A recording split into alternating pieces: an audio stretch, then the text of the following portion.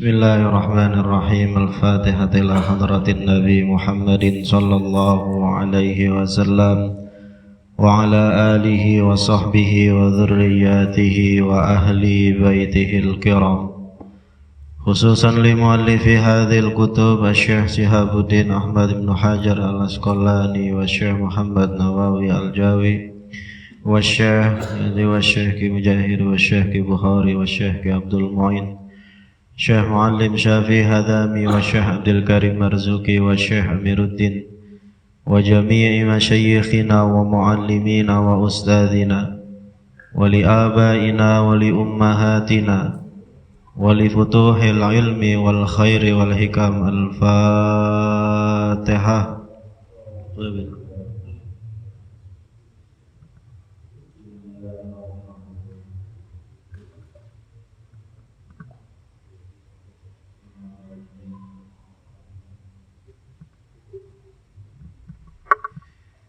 Bismillah walhamdulillah wassalatu wassalamu ala rasulillah Sayyidina Muhammad ibn Abdullah wa alihi wa sahbihi wa mawalah.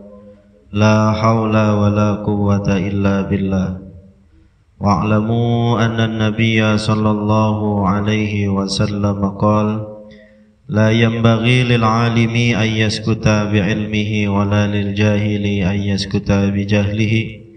وبالسند المتصل الإمام المؤلف رحمه الله تعالى وأدام النفع به وبعلومه في الدارين آمين. قال رب اشرح لي صدري ويسر لي أمري واحلل عقدة من لساني يفقهوا قولي. رب اشرح لي صدري ويسر لي أمري واحلل عقدة من لساني يفقهوا قولي. Rabbi syrah li sadri wa yassir li amri bijahi sayyidina Muhammadin sallallahu alaihi wasallam. Para jamaah yang dimuliakan Allah subhanahu wa ta'ala, mari kita lanjutkan kajian kita, yaitu makalah yang ke-20. Bismillahirrahmanirrahim. Qala al-muallifu rahimahullahu ta'ala wal maqalatul 'ishruna. Adapun makalah yang ke-20 an Hatimin al-Asammi rahimahullahu, yang datangnya daripada Hatim al-Asam rahimahullahu, annahu qala, bahwasannya beliau berkata. Apa kata beliau? Al-ajalatu minasyaitani illa fi khamsi mawadi'a. Al-ajalatu, bahwasannya terburu-buru itu, ai jelasnya al-isra'u fil umuri, terburu-buru dalam setiap urusan, minasyaitani, itu termasuk daripada perbuatan setan.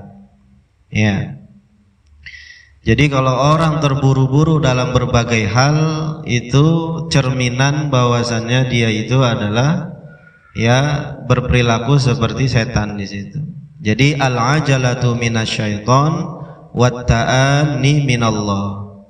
Jadi sifat terburu-buru itu adalah perilakunya setan, sedangkan yang tenang, penuh dengan planning, penuh dengan perhitungan, itu adalah datangnya dari Allah di situ. Itu mengapa setan itu gampang masuk ke dalam diri kita ketika kita terburu-buru di situ. Ya, kita beli sesuatu nih, buru-buru, pengen bayar aja gitu. Dia beli 1 juta, ternyata di Lebah sono harganya cuma 500.000 di situ. Nah, jadi rugi kan kitanya. Jadi kalau apa-apa itu harus tenang bawaannya, jangan terburu-buru. Jadi kata Hatim al-Asam itu, sifat terburu-buru itu adalah perbuatannya setan. Illa fi khamsi mawadi'a, kecuali pada 5 tempat. Jadi terburu-buru itu ada baiknya juga. Ya, jikalau itu terjadi pada 5 kondisi atau 5 tempat di situ. Berarti ada pengecualiannya. Terburu-buru itu ada pengecualiannya. Fa innaha, maka sesungguhnya ha itu ay al-ajalata, bahwasannya terburu-buru, fiha, pada itu 5 tempat, min sunani Rasulullah sallallahu alaihi wasallam, termasuk daripada sunnah-sunnahnya Rasulullah sallallahu alaihi wasallam. Jadi ada 5 sunnah Rasulullah sallallahu alaihi wasallam yang terdapat dalam sifat terburu-buru. Apa itu yang pertama? Yang pertama adalah it'amud dhaifi, memberi makan tamu, ya. Jadi kalau ada tamu main ke rumah kita nih, jangan nyampe dia nunggu sampai setengah jam baru minum. Ya. Jangan sampai dia itu kelaparan dan yang lainnya. Jadi ketika dia datang langsung tuh buru-buru tuh kita percepat tuh. Kalau bisa ketika dia mau datang kita udah persiapkan semuanya tuh. Ya. Nasi kembulinya udah siap. Ya. Minumannya, kembulinya juga lauknya kambing gitu, bukan ayam. Ayam bid'ah. Ya, nggak nyambung. Kalau bisa seperti itu. Jadi kata Nabi itu it'amut ta'am, mempercepat, ya, menyediakan makanan kepada tamu itu sesuatu hal yang merupakan kesunahan Nabi di situ. Ya. Jangan sampai tuh tamu sampai 2 jam di situ, minum kagak, makan kagak. Ya, dia celam tiduran lontang-lantung di situ. Nah, itu tidak mencerminkan kalau kita ini adalah umatnya Nabi. It'amud dhaifi, yaitu mempercepat memberi makan tamu, bima la yatakallafu, dengan sesuatu yang tidak memberatkan, indal mudifi, di sisi tuan rumah. Begitupun tuan rumahnya. Tuan rumahnya itu nggak boleh memaksakan diri gitu. Ya. Mentang-mentang ada tamu gitu kan, ya, dia mengikuti sunnah Nabi, ketika itu dia nggak punya duit, dia paksain tuh ngutang, beli sesuatu yang apa menjadi kesukaan daripada si tamunya. Nggak boleh juga di situ, nggak boleh memaksakan diri di situ. Idza nazala, ketika si tamu itu mampir, bertamu.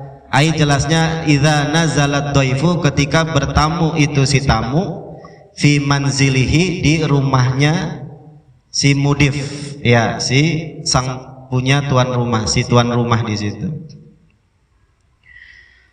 Wa an Abi Hurairah radhiyallahu anhu, dan hadis diriwayatkan daripada Abu Hurairah radhiyallahu taala anhu, anna Rasulullah sallallahu alaihi wasallam, bahwasannya Rasulullah sallallahu alaihi wasallam qala, bersabda Nabi. Apa kata Nabi? Man at'ama akhahul muslima, man at'ama, barang siapa yang memberi makan, akhahu, akan saudaranya, al muslima, yang Islam, yang muslim, syahwatahu, apa yang dia sukainya, harramahullahu ta'ala 'alan nari, maka Allah haramkan kepada orang yang memberikan makan terhadap saudaranya yang muslim sesuai dengan seleranya, diharamkan 'alan nari, dari api neraka. Ya, sunnah Nabi juga nih. Jadi kalau kita punya tamu, tanyain tuh, ya, antum kesukaannya apa di situ. Ya, terlebih lagi adalah guru kita gitu yang mau mampir ataupun yang mau main dan yang lainnya. Kita kudu cari tahu dulu tuh apa yang menjadi kesukaan dia di situ. Jangan sampai kita main sediain aja. Ketika kita sediain, nah dia nggak suka di situ. Nah, itu kan berabe di situ.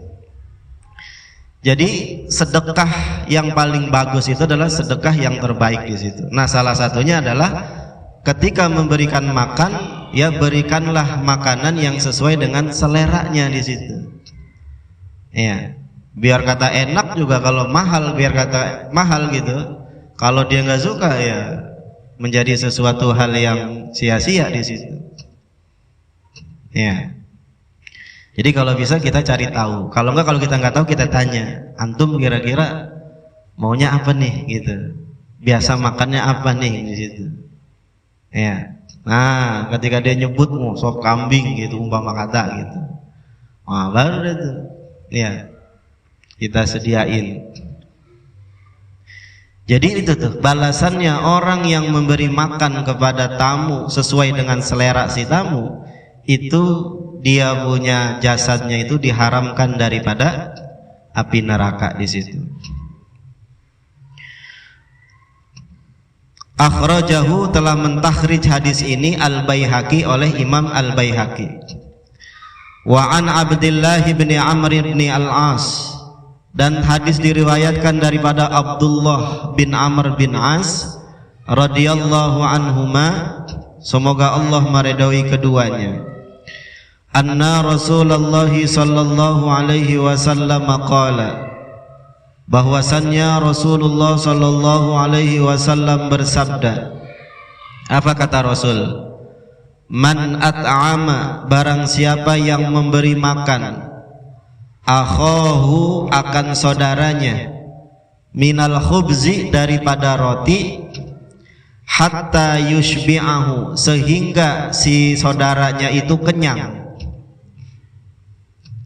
Wasaqahu, dan barang siapa yang memberi minum akan saudaranya, minal ma'i, daripada air, hatta yurwiyahu, sehingga si tamu itu, saudaranya itu apa namanya, tercukupi daripada minumnya gitu, nggak kekurangan, nggak sampai dia minumnya itu kurang gitu, sampai dia puas. Ba'uda, maka dia akan terhindar, ba'uda, maka dia akan menjauh, minan nari, daripada api neraka, sab'a khonadiko, 7 parit, khondak ya. Kullu khondakin, setiap satu parit itu, setiap satu jurang itu, masiratu sab'i mi'ati amin, yang jaraknya itu perjalanan 700 tahun. Semakin kita ngasih makan saudara kita sampai dia puas, maka sejauh itu pula tuh ya kita dijauhkan oleh Allah dari neraka itu ya 7 khondak di situ. Yang perjalanan satu khondak ke yang lainnya itu adalah perjalanan 700 tahun di sini. Ya. Itu mengapa kita ini harus menghormati, memuliakan tamu. Dalam sebuah hadis Nabi mengatakan, man kana yu'minu billahi falyukrim daifahu. Barang siapa yang beriman kepada Allah, kata Nabi, falyukrim daifahu, maka hendaknya dia memuliakan tamunya di situ. Ya. Jadi kalau ada tamu, itu malaikat rahmat masuk, keberkahan juga masuk, dosa-dosa kita juga diampunin sama Allah selama tamu itu ada di rumah kita. Makanya orang tua dulu tuh kalau seandainya ada tamu itu gelasnya gede banget tuh. Ya.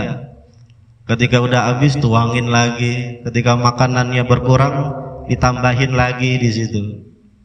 Ya. Jadi tamu itu membawa sebuah rizki bagi kita. Bahkan Nabi mengatakan, kullu baitin la yadkhulu fihi dhaifu la yadkhulu fihil malaikatu.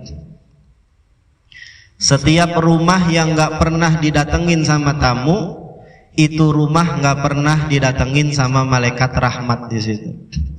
Makanya punya rumah itu jangan dikunci mulu di situ.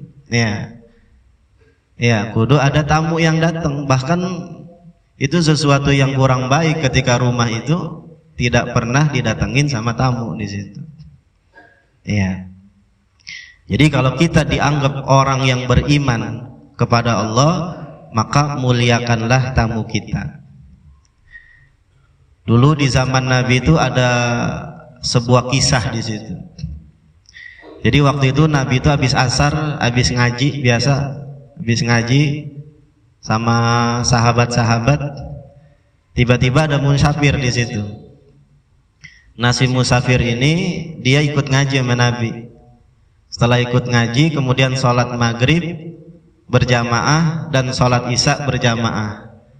Ketika selesai sholat isya berjamaah, si musafir ini datang ke Nabi. Nabi, adakah makanan buat saya, katanya. Akhirnya kata Nabi, kamu tunggu sini bentar ya. Nabi langsung tuh pulang gitu. Pulang nanyain ke istri-istrinya, adakah makanan ya pada malam hari ini? Gitu. Nggak ada, adanya air doang di situ. Nanya istri yang lainnya lagi, nggak ada, sama jawabannya cuman air doang. Akhirnya ketika istri-istri Nabi nggak punya makanan, Nabi balik lagi ke masjid di situ. Kemudian Nabi nanya kepada para sahabat, adakah di antara kalian yang berkenan atau bersedia untuk menjamu ya bapak ini, menjamu ya sahabat kita ini, musafir ini. Itu dengan lantangnya sahabat Tolhah itu tuh, Abu Tolhah, dia ngacung. Ya Nabi, saya siap Nabi gitu. Ya sudah kalau gitu bawa ya bapak ini dan kamu jamu ya sebagai tamu agungmu di situ. Akhirnya sahabat Tolhah itu pulang ke rumah. Pulang ke rumah ya sambil membawa tamunya itu. Ya singkat cerita Abu Tolhah itu nanya sama istrinya, wahai istriku tersayang, adakah makanan yang tersisa yang bisa dihidangkan untuk tamu kita di sini? Apa kata istrinya? Aduh, nggak ada Pak. Ada juga ini buat kita punya anak-anak di situ. Nggak ada lagi persediaan di situ. Kata Abu Tolhah, ya sudah kalau gitu kamu alihkan saja anak-anak kita ini sehingga dia itu gimana caranya dia terlelap tidur di situ. Akhirnya diajak main anak-anaknya tuh, main kecapean tidur dia. Karena ngantuk capek gitu kan. Dia tidur karena saking capeknya dia bermain tidur dari situ. Nah, ini makanan itu cuma satu porsi. Nggak cukup buat 2 orang di situ. Gimana caranya? Kata istrinya, ini cuma hanya bisa buat tamu saja. Tapi untuk kamu nggak ada di situ. Ya sudah, kamu sediakan piring 2. Nanti ketika kamu sediakan, kamu matikan lampunya. Biar dia menyangka kalau saya juga makan gitu. Padahal memang kagak ada di situ. Akhirnya benar disediain ya, kalau kita nasi padang dah sebungkus gitu. Ya, disediain buat tamunya. Ketika dia mau makan dimatiin lampunya. Kok mati lampunya? Iya nih, belum bayar listrik. Ataupun yang lainnya. Nah, kejadian itu ternyata menjadi inspirasi, menjadi apa? Sebuah sesuatu hal penyebab daripada turunnya ayat di situ. Dalam ayat itu dijelaskan wa yuksiruna ala anfusihim walau kana bihim khasasah wa may yuqasuha nafsihi faulaika humul muflihun.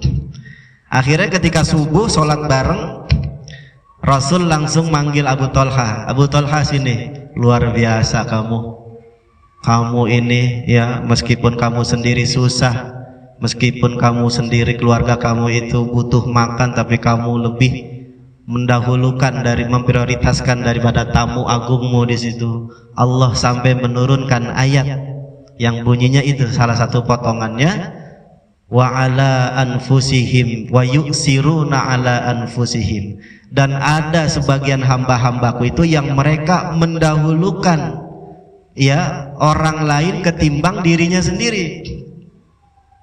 Walau kana bihim khasasah, meskipun mereka sendiri punya kebutuhan. Wa may yuqasuha nafsihi, barang siapa yang dijaga dari sifat kikirnya, faulaika humul muflihun, maka sejatinya mereka itulah adalah orang-orang yang beruntung, kata Allah di situ. Iya, kalau kita kan ada nasi padang satu nih gitu kan ya, ada tamu gitu. Pasti buat kita prioritasnya gitu. Wah, ini juga ada satu, ini aneh juga belum makan, istri aneh juga belum makan, anak aneh belum makan gitu. Kalau sifat-sifat sahabat orang-orang beriman enggak gitu. Kalau urusan yang sifatnya kemanusiaan ya, di luar ibadah muamalah gitu, dia selalu punya sifat Athar, al-ithar, mendahulukan, memprioritaskan orang lain. Tapi kalau urusan ibadah dia selalu memprioritaskan dirinya sendiri di situ. Sampai Rasul itu geleng-geleng tuh ketika melihat ya perilaku daripada Abu Thalhah di situ. Ya. Akhrajahu An-Nasa'i wa Tabrani. Hadis ini ditakhrij oleh Imam An-Nasa'i dan Imam Tabrani, wal Hakim dan Imam Hakim, wal Baihaqi dan Imam Al-Baihaqi. Kemudian yang kedua yang harus disegerakan adalah watajhizul mayyiti, dan mempersiapkan mayit. Kalau mayit dan meninggal, dipercepat tuh prosesnya, kremasinya itu dipercepat di situ. Apalagi dia itu orang soleh, orang baik dan yang lainnya. Kecuali ada hal-hal yang memperbolehkan ya ditunda gitu, kayak umpama kata ada anaknya jauh, pengen melihat yang terakhir ya kan. Ya dalam fikih itu dijelaskan selama tidak mengganggu fisik si mayit diperbolehkan ya, sehari 2 hari lah gitu, ataupun untuk kepentingan otopsi ataupun yang lainnya di situ. Tapi kalau nggak ada yang namanya sebuah ya sesuatu yang darurat, dipercepat di situ. Bil ghusli, dengan cara dimandikan, buru-buru dimandiin. Wat takfini, dan dikafankan. Was salati alaihi, dan disolatkan alaihi atasnya itu. Wad dafni, dan dikubur. Jadi kalau ada yang meninggal, buru-buru langsung diurus di situ. Idza mata yakinan, apabila dia meninggal secara yakin. Ya, jangan orang belum mati main kuburin aja. Jadi deteksi dulu tuh, ini mati belum nih gitu. Ini bisa aja Imam Nawawi nih, idza mata yakinan ya. Kalau dia mati secara yakin ya. Kita ketawa bacanya gitu. Jadi kalau belum mati ya jangan dikuburin maksudnya. Ya. Karena saya punya adik pernah tuh, dia meninggal gitu, udah diumumin gitu, tiba-tiba hidup lagi dia. Iya, mak, ini di mana ya mak ya katanya. Waduh, padahal udah diumumin di situ. Ya. Jadi ternyata dia main bola kena ininya gitu, langsung berhenti. Diem aja nggak sadar di situ. Udah diumumin meninggal, ternyata masih hidup dia. Ya maksudnya itu tuh idza mata yakinan. Apabila dia mati secara yakin, sudah yakin gitu. Ruwiya, diriwayatkan annahu sallallahu alaihi wasallam qala, bahwasannya Nabi bersabda, inna awwala ma yujazal mu'minu ba'da mautihi ayyughfara li jami'i man tabi'a janazatahu. Inna awwala ma yujazal mu'minu, inna awwala, bahwasannya yang pertama, ma yujazal mu'minu, sesuatu yang dibalas orang mukmin itu, ba'da mautihi, setelah kematiannya, ayyughfara, berupa diampuninya, li jami'i man tabi'a, bagi keseluruhan orang yang mengiringi janazatahu, akan keranda jenazahnya. Bayangin tuh. Jadi kalau orang beriman, orang soleh, orang baik meninggal tuh, yang pertama kali Allah kasih balasan kebaikan itu adalah orang-orang yang nganterin jenazahnya. Itu dapat di situ. Makanya kalau ada orang soleh meninggal, ikut sampai kuburannya. Jangan sampai nggak ikut. Kita dapat keberkahan dari orang-orang soleh itu berupa apa? Berupa diampuni dosa-dosa kita di situ. Ya. Jadi kalau ada orang baik, kita iringi itu jenazahnya sampai dikuburin di situ. Kita dapat yang namanya ampunan dari Allah. Rawahul Baihaqi, hadis ini diriwayatkan oleh Imam Al-Baihaqi. Waruwiya, dan diriwayatkan annahu sallallahu alaihi wasallam, bahwasannya Nabi sallallahu alaihi wasallam qala, bersabda. Apa kata Nabi? Idza matar rajulu min ahlil jannati, idza mata apabila meninggal ar-rajulu seorang laki-laki min ahlil jannati termasuk daripada penduduk surga, artinya orang baik, orang soleh, orang yang amalnya bagus di situ. Istahyallahu azza wa jalla, Allah merasa malu ayyu'adziba untuk mengazab man hamalahu, orang yang menggotong kerandanya. Hamalah itu maknanya kan bopong gitu. Yang bopong tuh yang 8 orang, 10 orang. Wa man tabi'ahu, dan Allah juga malu mengazab orang yang mengiringinya itu jenazah atau orang yang meninggal. Wa man shalla alaihi, dan orang yang sholat alaihi atas itu mayit. Jadi kalau orang baik meninggal gitu, jangan sampai kita cuman ikut sholat doang, semua-muanya kita ikutin tuh, dari mulai nyolatin, kemudian kita ngebopong ya, wahidun la ilaha, kita gotong dah tuh, jangan mau gantian sampai kuburan kita aja terus semua. Kalau minta gantian, oh enggak, terus bopong ya sampai dia dikuburin, kemudian dengan acara-acara yang lainnya itu dapat yang namanya keberkahan dari si mayit ini dari Allah Subhanahu wa taala. Apa? Allah gak bakal mengazab orang yang nyolatin, orang yang menggotong jenazahnya, dan orang yang mengiringi jenazahnya. 3 dari sini. Ya. Dan ini kata Nabi. Rawahud Dailami. Hadis ini diriwayatkan oleh Imam Ad-Dailami. Kemudian yang ketiga yang harus disegerakan itu adalah apa? Wa tazwijul binti idza balagat, dan menyegerakan menikahkan anak perempuan idza balagat, ketika dia sudah beranjak dewasa. Ya.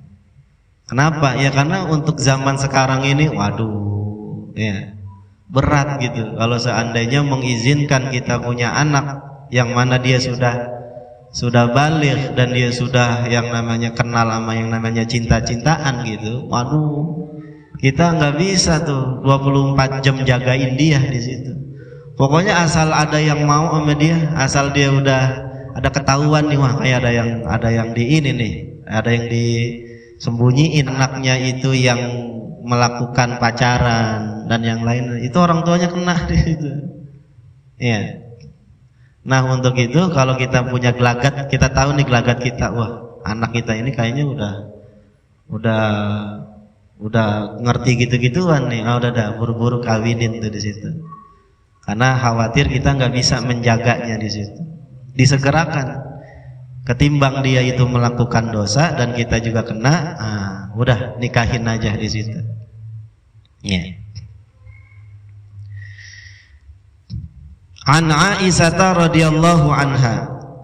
Ya, hadis diriwayatkan oleh Sayyidah Aisyah radhiyallahu anha, anna Rasulullah sallallahu alaihi wasallam qala, bahwasannya Rasulullah sallallahu alaihi wasallam qala, bersabda Rasul. Apa kata Rasul?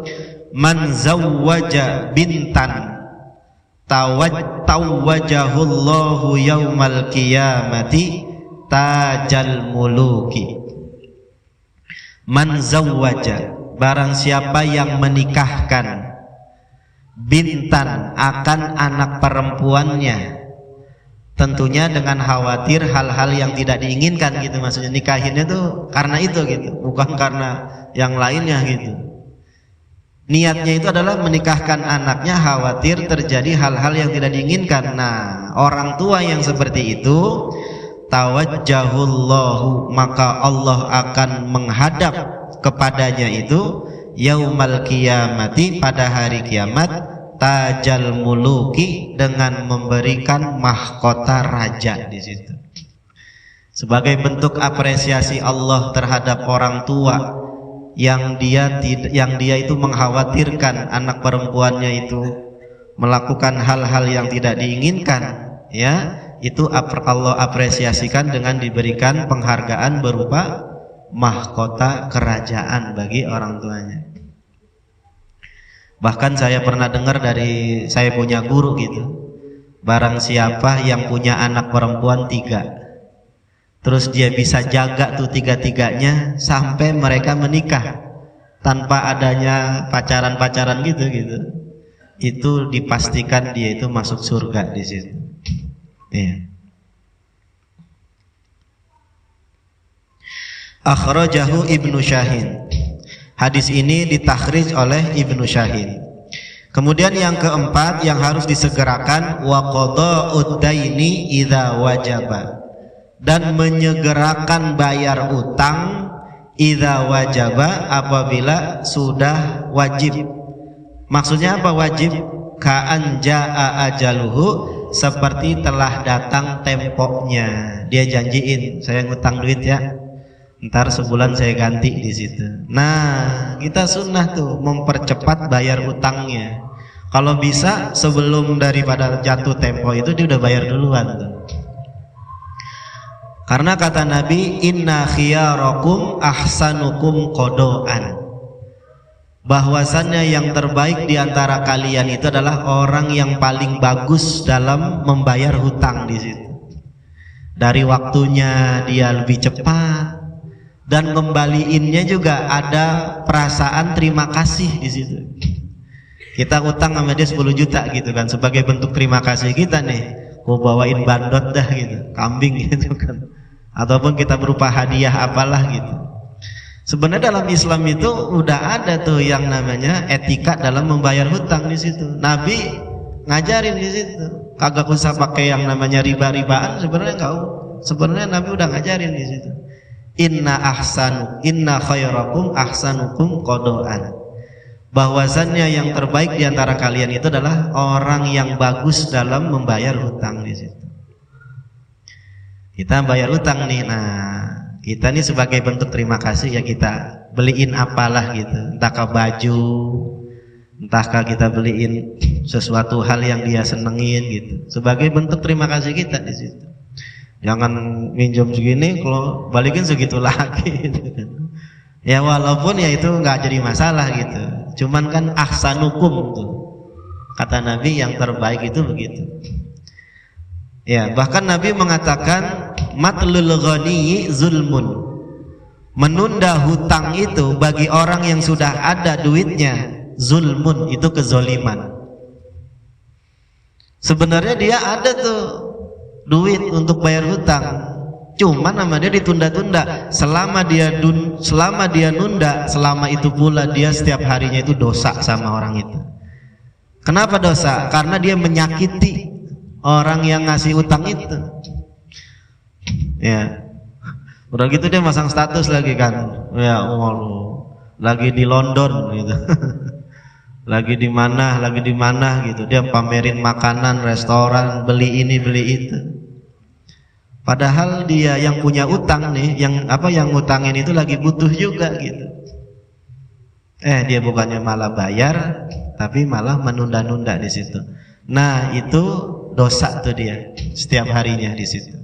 Kenapa? Karena dia menyakiti orang yang ngasih utang di situ.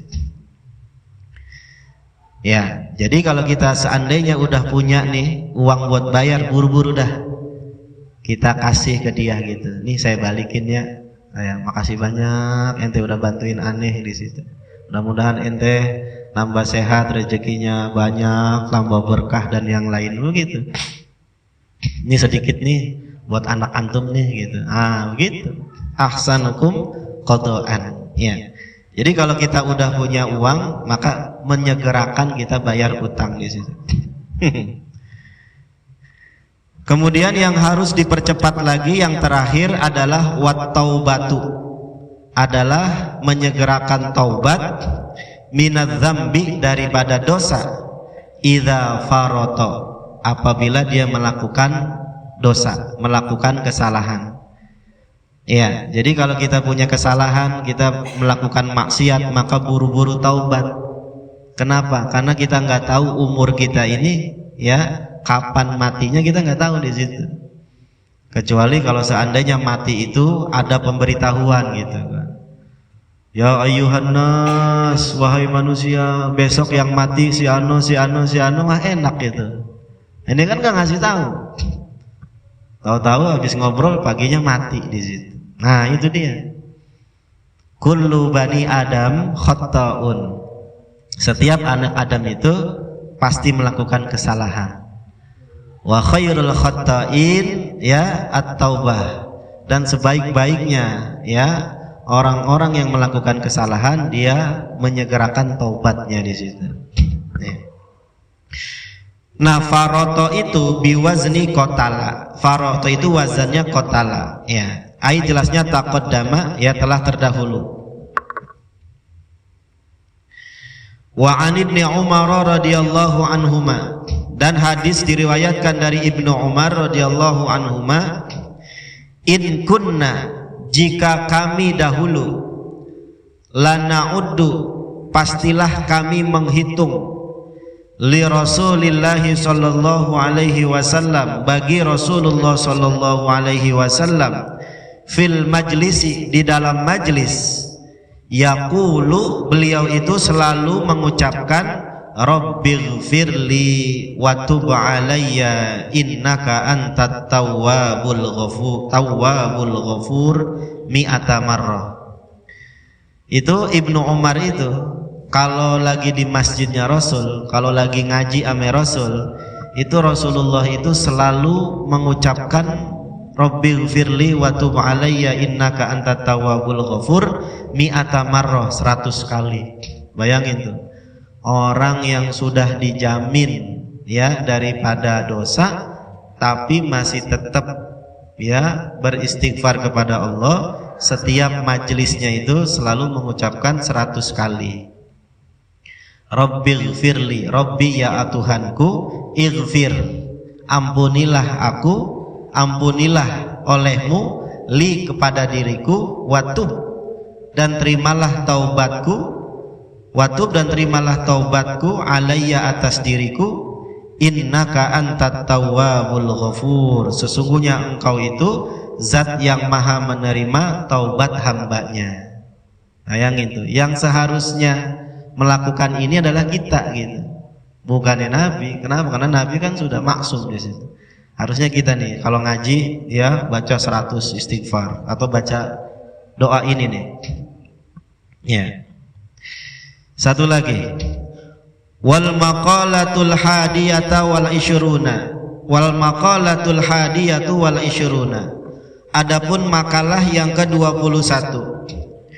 Qala Muhammad bin Ad-Duri, telah berkata Syekh Muhammad Ad-Duri rahimahullahu taala, syakiya iblisu bi khamsati asya'a, celaka itu iblis bi khamsati asya'a, disebabkan 5 perkara. Kenapa iblis itu dikutuk sama Allah, dikeluarkan dari surga itu? Apa penyebabnya? Penyebabnya adalah 5 perkara. Yang pertama apa? Lam yukirra bidzambi, dia tidak ngaku melakukan dosa. Tuh, iblis tuh begitu dia. Kesalahan dia itu.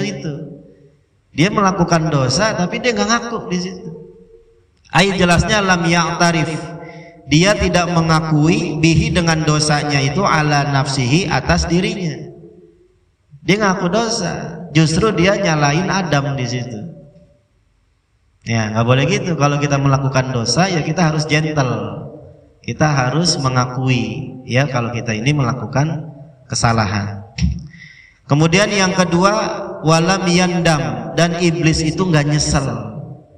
Ayat jelasnya lam yahzan, iblis itu nggak menyesal ala dzambihi, atas dosanya. Bukannya nyesel malah nantangin Allah. Ya udah Allah, kalau emang engkau mengutuk aku sebagai ya manusia sebagai makhluk yang rojim, fa innaka rojim gitu, tolong panjangin umur saya mau gelincirkan anak keturunan Adam. Tuh iblis tuh bukannya dia nyesel malah nantangin Allah di situ. Kemudian yang ketiga, walam yalum nafsahu, dan dia tidak mencaci dirinya sendiri. Dia nggak nyalain dirinya sendiri itu ala fi'lihi, atas perbuatan dosanya. Dia justru nyalain siapa? Nyalain Adam. gara-gara Adam nih gue dikeluarin gitu, awas lo, ntar gue keluarin juga tuh. Nah sifat-sifat kayak gini nih kita jangan sampai ngikutin tuh. Nauzubillah min zalik di situ. Walam ya'zam, dan yang terakhir apa, yang keberapa tuh? Ya. Yang keempat ya. Walam ya'zam, dan dia tidak bercita-cita ala taubati, untuk taubat, boro-boro taubat. Ya, malah nantangin. Dan yang terakhir waqanato, dia putus asa. Qanato itu min babi doroba yadribu wa ta'aba. Ya, itu dari bab doroba yadribu, ta'aba yad'abu. Maknanya itu qanato itu adalah putus asa mir rahmatillahi, dari kasih sayang Allah. Itu di 5 perkara yang menyebabkan iblis itu ya dikutuk sama Allah dan tidak diterima taubatnya. Tapi berbalik dengan Nabi Adam. Wasa'ida Adamu, dan berbahagia itu Nabi Adam. Artinya diterima taubatnya, Allah menerima gitu. Kalau iblis nggak diterima. Wasa'ida Adamu alaihi salam, dan berbahagia Nabi Adam alaihi salam setelah dia bertobat sama Allah ketika melakukan perbuatan dosa, bi khamsati asya'a, dengan 5 perkara juga. Jadi 5 perkara juga yang mengakibatkan Adam itu disayang sama Allah. Apa yang pertama? Aqarra bidzambi, dia mengakui dengan dosanya. Sehingga pengakuan dosanya Nabi Adam itu ya dijadikan sebuah sejarah di dalam Al-Qur'an di situ. Iya. Wa qala, dan berkata Adam, Rabbana dzalamna anfusana wa illam taghfir lana wa tarhamna lanakunanna minal khasirin. Jadi pengakuan dosanya Nabi Adam kepada Allah diabadikan oleh Allah berupa ayat yang bunyinya Rabbana, ya Tuhan kami, dzalamna, kami telah melakukan kezoliman, anfusana, terhadap diri kami sendiri, nyalain diri sendiri tuh. Wa illam taghfir lana, dan jika kau tidak mengampuni lana, bagi kami, kata Adam, wa tarhamna, dan menyayangi kami, lanakunanna minal khasirin, pastilah kami termasuk orang-orang yang merugi. Ini juga sebagai dasar ya, kalau kita berdoa sama Allah, ucapin ini dulu. Ya, dalam doa kita nih, setiap kita doa, ucapin dulu Rabbana dzalamna anfusana wa illam taghfir lana wa tarhamna lanakunanna minal khasirin. Ya, yang penting itu ada pengakuan dosa, ada pengakuan kalau kita ini sudah melakukan kezoliman bagi diri kita sendiri. Ya, Nabi siapa? Nabi Yunus yang dimakan ikan itu kan, la ilaha illa anta subhanaka inni kuntu minaz zalimin. Tuh ada kata zoliminnya juga. Jadi kita harus ngakuin dulu ke Allah di situ. Wa an Aisyah radhiyallahu anha, dan daripada Aisyah radhiyallahu anha, innal abda, bahwasannya seorang hamba, idza tarafa, apabila dia mengakui, bidzambihi, dengan dosanya, tsumma taba, kemudian dia bertaubat kepada Allah, taballahu alaihi, maka Allah menerima taubat atas si hamba itu. Rawahu Syaikhani, hadis ini diriwayatkan oleh Imam Bukhari Muslim. Kemudian yang kedua, Nabi Adam itu wanadima alaihi, dan Nabi Adam itu menyesal, alaihi ay ala dzambi, atas dosanya. Jadi Nabi Adam itu dia menyesal atas dosanya gitu. Wa an Abdullah bin Mas'udin radhiyallahu anhuma, dan daripada Abdullah bin Mas'ud radhiyallahu anhuma, qala, berkata beliau, qala Nabi sallallahu alaihi wasallam, telah bersabda Nabi sallallahu alaihi wasallam. Apa kata Nabi? Man akhta'a, barang siapa yang melakukan kesalahan, khoti'atan, akan satu kesalahan, au adnaba, atau dia melakukan dosa, dzamban, akan satu dosa, thumma nadima, kemudian dia menyesal, fahuwa kafaratuhu, maka menyesalnya itu adalah penghapus dosanya. Makanya intinya taubat itu apa? An-nadmu. At-taubah an-nadmu. Intinya taubat itu nyesel. Asal kita udah nyesel, dosa kita udah diampunin sama Allah di situ. Yang penting kita kudu nyesel di situ. Karena intinya taubat itu adalah nyesel. Rawahul Baihaqi. Hadis ini diriwayatkan oleh Imam Al-Baihaqi. Kemudian yang ketiga, wala manafsahu, dan Nabi Adam itu mencela dirinya. Dia nggak nyalain orang lain, tapi dia nyalain diri sendiri. Kamu ini zolim kepada diri sendiri gitu. Kenapa? Karena orang yang melakukan maksiat, nggak sembahyang, nggak ngaji, nggak puasa, itu hakikatnya dia menzolimi diri sendiri. Makanya banyak tuh keterangan-keterangan, jangan kamu salahkan orang lain, kamu jangan salahkan Allah, tapi salahkanlah dirimu sendiri. Kenapa kamu berbuat zolim sama dirimu sendiri? Nah, Nabi Adam tuh begitu. Dia zolamna anfusana, gitu, mencaci dirinya sendiri. Ala fi'li dzalikal khata'i, atas melakukan kesalahan itu. Tidak menyalahkan orang lain, itu pun yang harus kita miliki nih. Kalau kita melakukan kesalahan, maka yang harus bertanggung jawab adalah diri kita sendiri. Jangan nyalain orang. Kemudian yang keempat, wa asra'a fit taubati, dan Nabi Adam itu buru-buru taubat, langsung taubat sama Allah. Bita'ati asbabiha, dengan melaksanakan sebab-sebabnya taubat, nyesel dan yang lainnya. Dan yang terakhir, Nabi Adam itu walam yaknit, dan dia tidak berputus asa min rahmatillahi, dari kasih sayang Allah. Makanya dalam doanya itu beliau mengatakan wa illam taghfir lana wa tarhamna lanakunanna minal khasirin. Nah, itu bentuk ketidakputusasaannya Nabi Adam kepada Allah, itu dituangkan dalam doa yang terakhir tuh. Kalau kau tidak mengampuni kami ya Allah, dan tidak memberikan kasih sayangmu kepadaku, ya pastilah aku ini orang-orang yang merugi ya Allah. Nah, di situ intinya kita selaku umatnya Nabi Muhammad tidak boleh putus asa dari kasih sayang Allah Subhanahu wa ta'ala. Summa qala wal maqalatu tsaniyatu wal 20 wallahu a'lam bissawab.